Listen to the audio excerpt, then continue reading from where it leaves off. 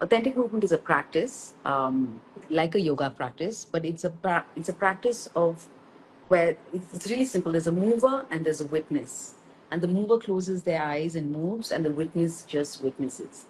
But what happens in that process is both the mover and the witness are learning to witness themselves and witness themselves in relation to the other.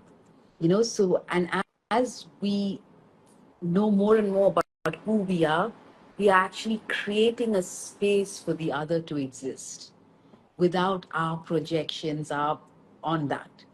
So it's a very kind of freeing, non-judgmental, compassionate space that allows anything and everything to exist, even non-movement, stillness, sleep, all of that. And I think what happens in authentic movement is we really learn to hold space for who we are in the here and now, which for me is the greatest act of love. If we could, learning to do that for ourselves and learning to do that for the other. Um, and then of course, find, you notice body impulses, all of that. So, and I think for me, there were repeated movements like the spiraling movement that would just like sometimes close my eyes and it would come like a force.